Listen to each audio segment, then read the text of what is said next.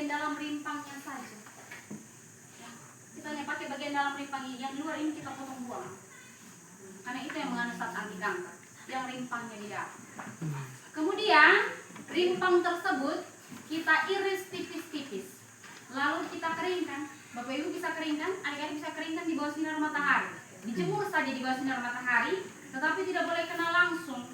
Harus ditutup dengan kain. Tidak boleh tutup dengan tutupan dandang. Harus dengan kain. Kalau sudah kering betul-betul, Bapak Ibu bisa tumbuk atau blender saja menjadi serbuk. Lalu serbuk itu diayak. Kan dia ada serat-serat. Diayak saja. Itu opsional sebenarnya. Kalau Bapak Ibu tidak mau ayak juga tidak apa-apa, tapi saya sarankan ayak daripada konsumsi tegai tenggorokan. Jadi ayak dulu. Kemudian kalau buat dalam jumlah yang banyak, itu disimpan saja di toples. Jadikan stok. Pakai minyak. Itu cara pengolahannya. Jadi jangan pernah diiris lalu direbus, diminum airnya atau diparut baru dia harus dikeringkan dulu baru dia di-blend. Itu tuh cara pengolahannya Bapak Ibu. Untuk cara mengkonsumsi, bagi kita yang ingin melakukan pencegahan, jadi kita yang sehat ini juga bisa kita konsumsi untuk pencegahan kanker dan juga tumor. Itu kita ambil 1 sendok teh serbuk temu putih, bukan sendok makan tapi 1 sendok teh. Kita seduh dengan 1 gelas air hangat. Tidak boleh air panas ataupun air mendidih. Kita minum 1 kali 1 pada malam hari sesudah makan. Sedangkan untuk mereka yang pengobatan ini mereka yang sudah positif kanker, mereka yang sudah ada benjolan di mana saja itu mereka konsumsi 3 kali sehari. Pagi 1 sesudah makan, siang 1 sesudah makan, malam 1 gelas sesudah makan secara rutin sampai dinyatakan sembuh. Kapan dinyatakan sembuh tergantung daya tahan tubuh. Jadi sembari mereka konsumsi obat herbal, sembari mereka harus pantang. Tidak boleh konsumsi daging, mereka tidak boleh konsumsi masako, aji dan penyedap rasa sebagainya. Mereka tidak boleh makan makanan instan dan sebagainya. Yang minyak-minyak goreng-goreng, yang bakar-bakar itu tidak boleh dihindari. Makan yang rebus saja sembari konsumsi obat herbal.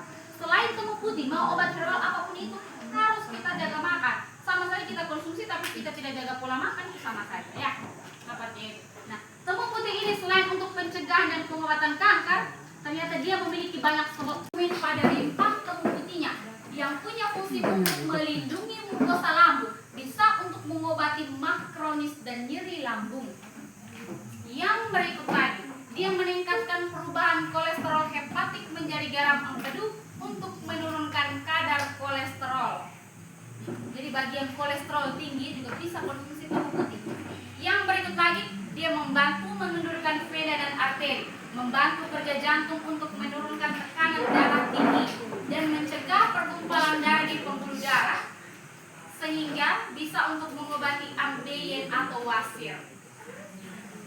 Yang berikut lagi, dia menghambat penyerapan glukosa pada usus halus, sehingga bisa untuk menurunkan gula darah tinggi atau mengobati yang namanya diabetes.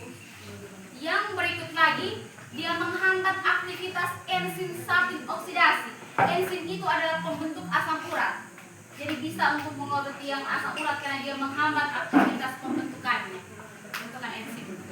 Yang berikut lagi, dia mengatasi masalah peradangan pada sinus dan mencegah virus atau bakteri masuk ke dalam sel, sehingga bisa untuk mengobati yang sinusitis, masalah peradangan pada pernapasan atau yang asma. Atau di sini adik-adik ada yang merokok karena lendirnya sudah banyak sekali jalan juga bisa konsumsi temu putih. Yang berikut, memiliki aktivitas analgesik. Analgesik ini adalah pereda nyeri. Ini nyeri haid. Jadi untuk adik-adik yang suka mengalami nyeri pada saat menstruasi, silakan konsumsi temu putih. Bapak Ibu yang suka mengalami nyeri sendi atau kram-kram, silakan konsumsi temu putih karena memiliki aktivitas analgesik atau pereda nyeri. Yang terakhir, dia menghambat pertumbuhan jamur Candida albicans, jamur penyebab keputihan. Jadi bagi wanita yang suka mengalami keputihan yang tidak normal, silakan konsumsi temu putih. Temu putih juga bisa untuk memperlancarkan haid. Jadi adik-adik yang haidnya mungkin jarang-jarang, 2 bulan sekali ke 3 bulan sekali, silakan konsumsi temu putih. Jadi Bapak Ibu sekalian dan adik-adik, temu putih ini selain untuk pencegahan dan pengobatan kanker juga bisa untuk mengobati riwayat-riwayat penyakit ini dari kronis, dari lambung, kolesterol, darah tinggi, diabetes, asam urat, ambeien, sinusitis, nyeri haid, nyeri sendi, kram-kram dan juga keputihan. Jadi misalnya Bapak Ibu dan adik-adik punya salah satu saja dari riwayat penyakit ini, mohon petunjuk terkait dengan saya punya orang tua punya apa namanya kelenjar seperti kayak kata bening. ini rencananya kita mau operasi ke rumah sakit umum di sini.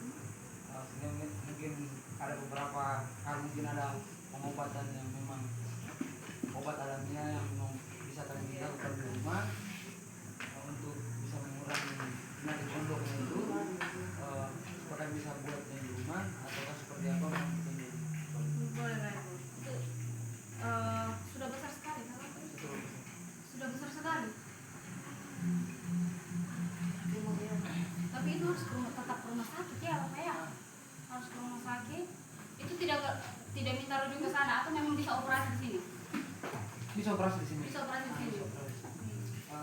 Kemarin komunikasi dengan pihak rumah sakit, itu bisa lakukan operasinya di sini, bisa juga apa namanya untuk sementara menunggu jadwal operasi kita pakai obat alamiah, tapi mungkin obat alamiah yang mungkin ada maaf darah atau lain sebagainya juga kami agak kurang tahu soal itu. Mungkin ada petunjuk dari itu dan lain sebagainya juga untuk masukan petunjuknya terkait dengan hal. Bapak ya, terima kasih. Jadi itu salah satu solusinya ini ya Bapak ya. Jadi untuk yang gondok itu kan seperti saya jelaskan tadi. Jadi temu putih ini dia tidak hanya untuk kanker payudara, kanker paru-paru, kanker serviks yang saya jelaskan. Dia untuk segala jenis kanker. Dia segala jenis kanker itu dia bisa. Kanker mereka yang gondok itu kan juga mengarah ke sana kan, itu kan tumor. Jadi juga bisa konsumsi temu putih ini harus secara rutin. Rutin itu sampai tiga kali sehari, pagi satu, siang satu, malam satu, karena sudah besar kan seperti itu. Nah, saya lanjut dulu ya Bapak untuk informasi di belakang. Nah, terkait temu putih ini ada 3 keluhan dari masyarakat yang kami dapat.